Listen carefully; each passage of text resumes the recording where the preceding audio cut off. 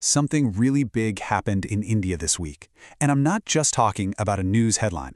We're seeing a nation at this incredible crossroads. Huge economic power on one side, rising global tensions on the other, and this massive ambition driving it all forward.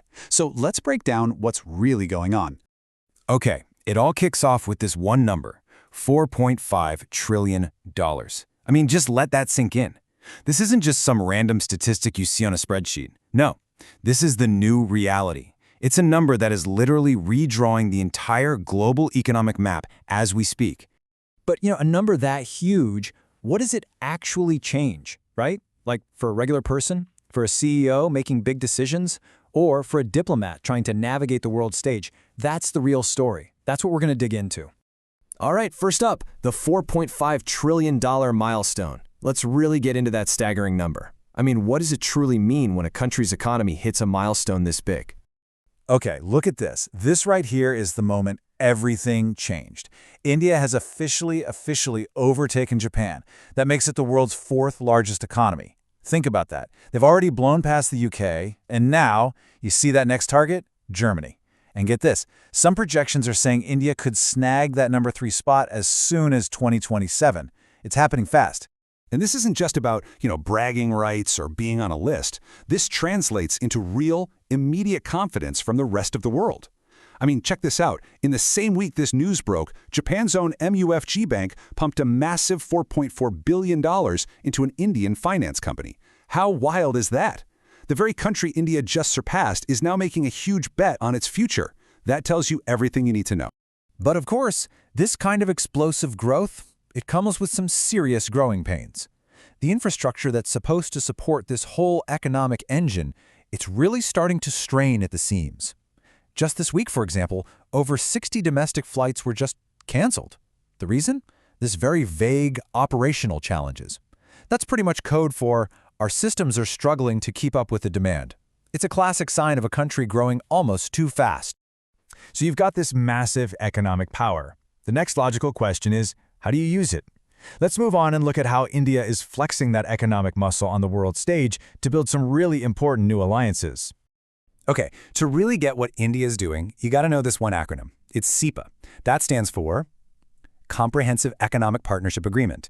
And you can just think of it as like a free trade deal 2.0.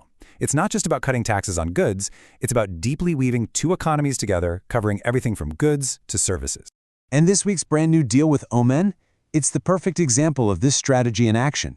This is a super smart, calculated move. It's designed to push back against some of the economic problems out there, like other countries raising tariffs. And at the same time, it strategically opens up these huge new markets in the Middle East, cementing India's place as a key trading hub for that whole part of the world. But, when you get bigger, you tend to bump into things more. As India's influence grows, so does the friction. And this past week, you could really feel that friction building up on a whole bunch of different fronts, both inside the country and with its neighbors. For instance, things with its neighbor Pakistan got seriously heated. This quote from the AP is, well, it's pretty stark. Pakistan is accusing India of weaponizing water.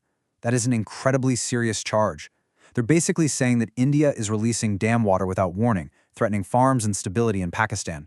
It's like pouring gasoline on a fire that's been simmering for decades. And that wasn't the only crisis. It felt like India was getting hit from all sides this week. You've got diplomatic issues with another neighbor, Bangladesh, bad enough that a visa center had to be shut down. Back home, you've got protests breaking out over changes to the voting process. And then, on the world stage, this really complicated problem of over 200 Indian citizens somehow getting recruited to fight in the war in Ukraine. It's a lot to handle all at once. So, yeah, it's a really complex, really challenging picture right now, no doubt about it.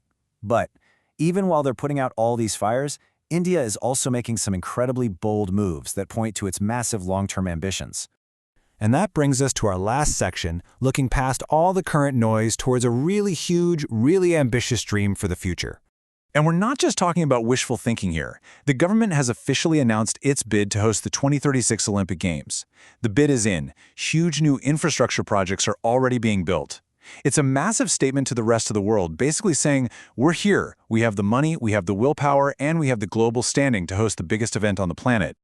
So, after this absolute whirlwind of a week, we're left with this picture of a nation that is just moving at incredible speed. You have this booming economy creating opportunities we've never seen before. But at the exact same time, you have all these tensions bubbling up, both inside and outside the country. And that leaves us with the biggest question of all. Which one is going to win out? The rising economy or the rising tensions? Which one will truly define India's future?